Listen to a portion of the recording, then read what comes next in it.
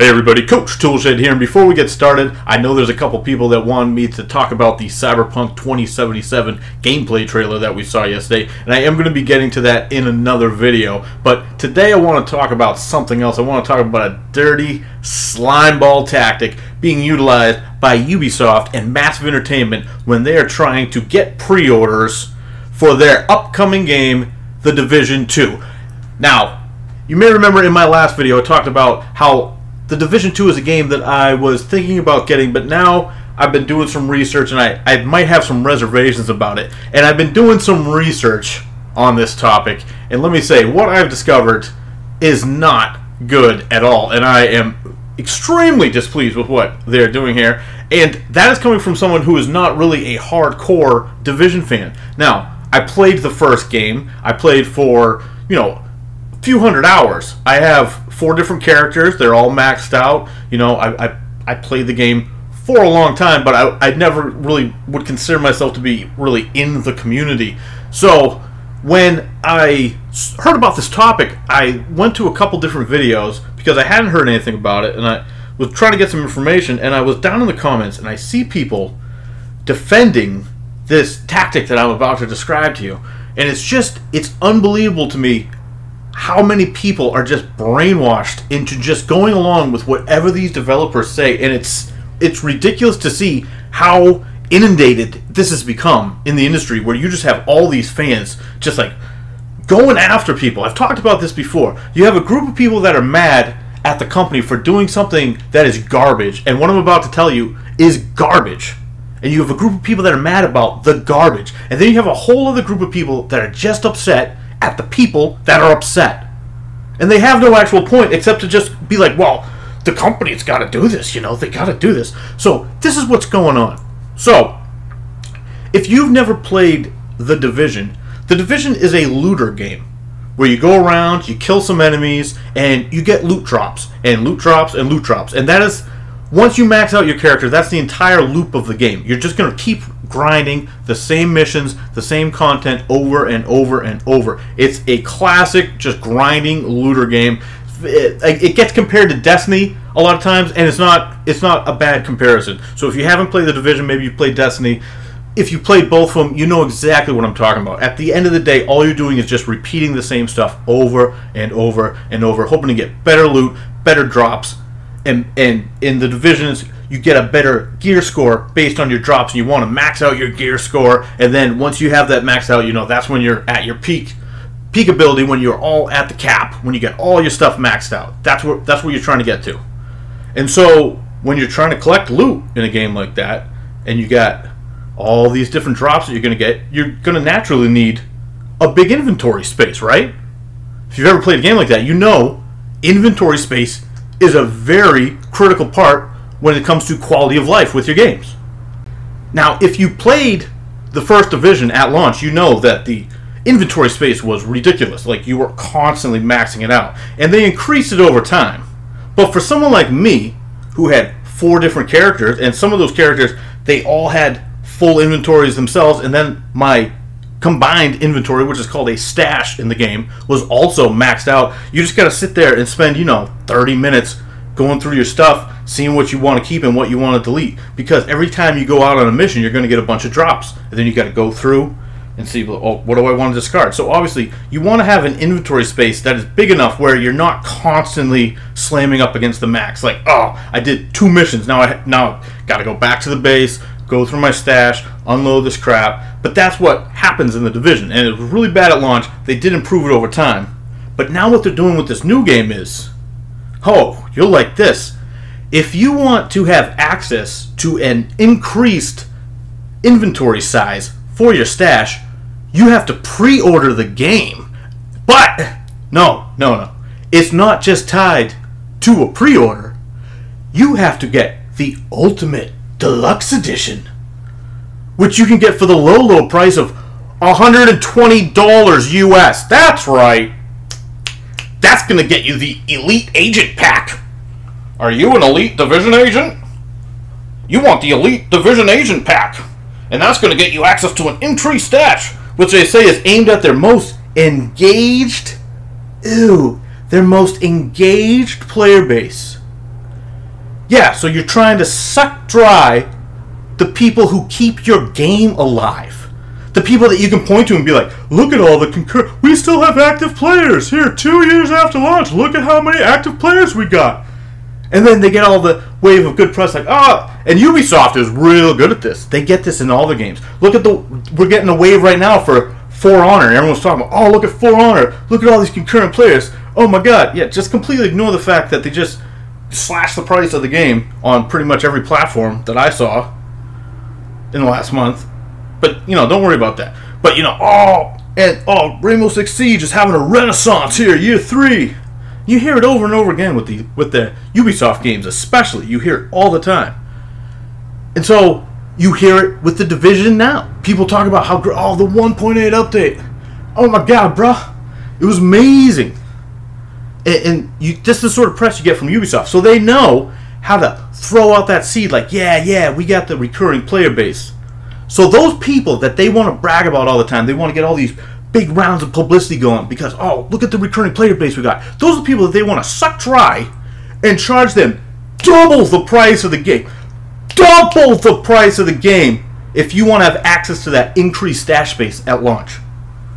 Double the price of the game! That's the base. You can also get, I think there's a $250 edition that comes with the statue, the Phoenix Shields edition for $250. And that comes with it too. But it's not, you can pre-order, you can even get some of the higher end, you can get like the $90, there's a version that's over $100 that also doesn't have access to this. You have to get, as far as I know, there's only 2 specific pre-order bundles. So, and you have to do the research. You have to, if you go into one of these storefronts, it doesn't just pop up top. You have to scroll down and go way down.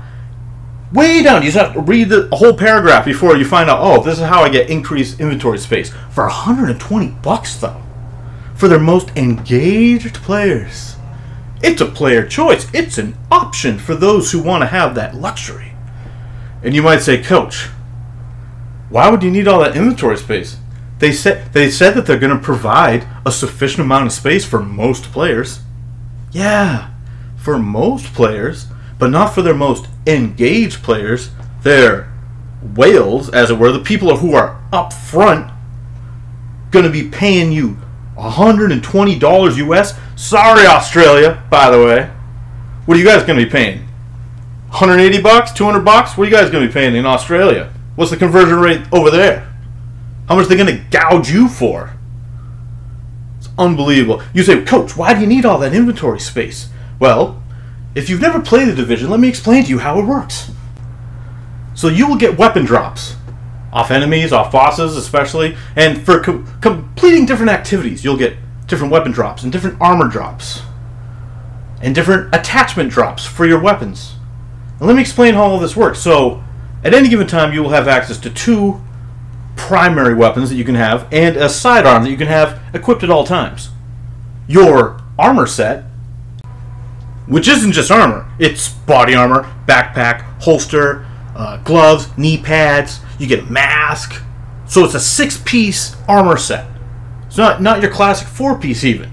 It's a 6-piece set. And then you get your weapon, which has attachments like a scope and a muzzle attachment and some sort of grip and some sort of extra ammo clip capacity, and all of those have their own stats and boosts and different things that they do, like better crit rate or higher damage or faster reload time.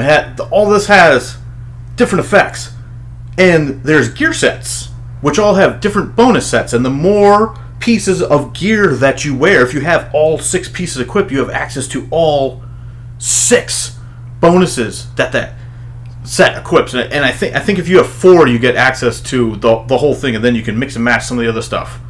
But you get, it's tiered. So if you have 1 piece or 2 piece or 3 piece or 4 piece, that determines how much bonuses from that particular gear set you have access to. It's pretty standard, MMO type gear drop stuff. It's pretty standard. But the thing is, here you get 6 pieces and there's 14 different gear sets, and everything's tied to rolls.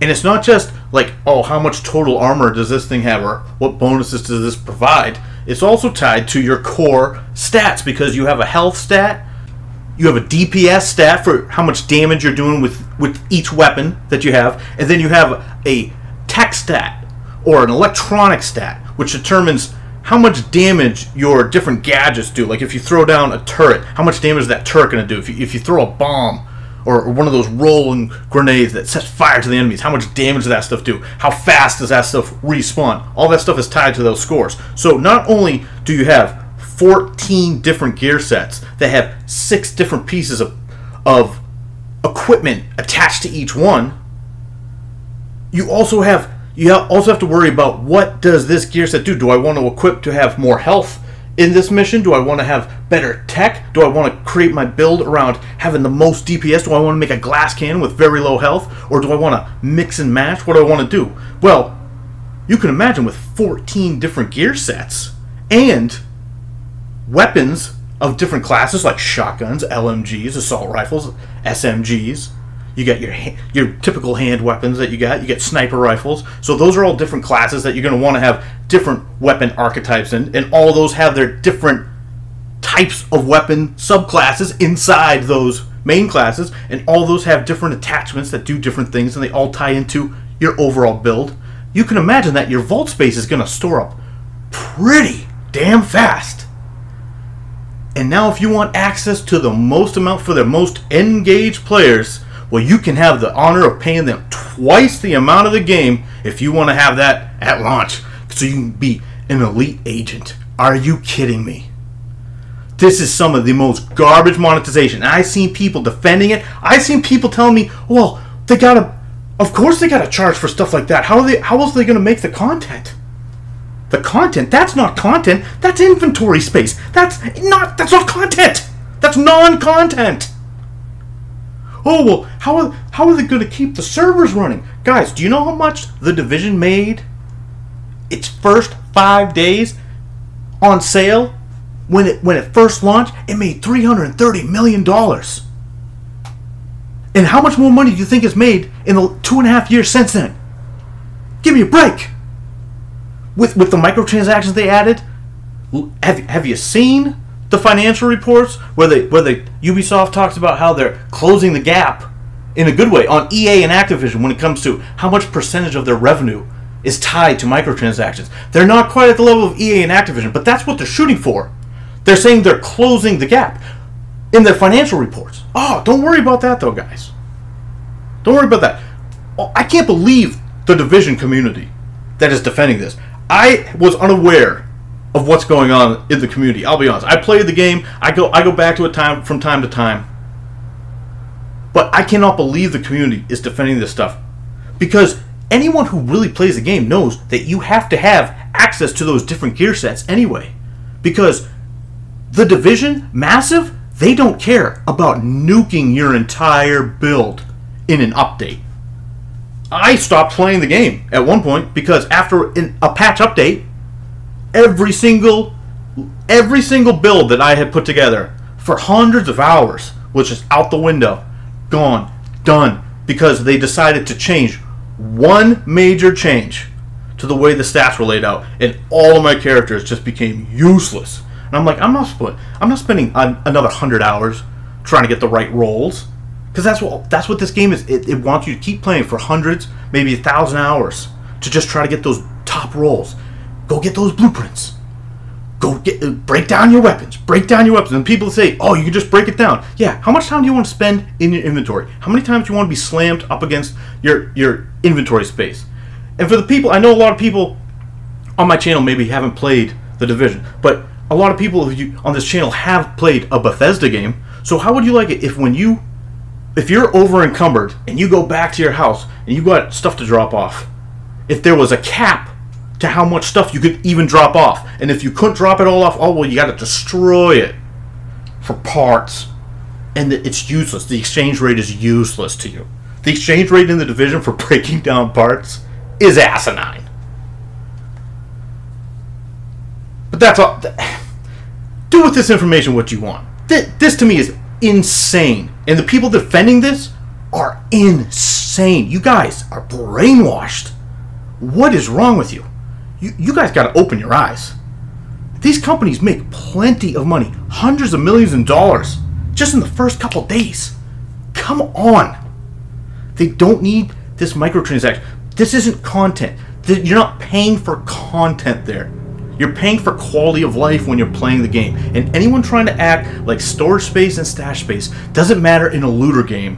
What are you talking about? Of course it does. Anyone who plays these games knows that that's an important part. You don't want to constantly have your inventory full. Everyone knows that. Alright.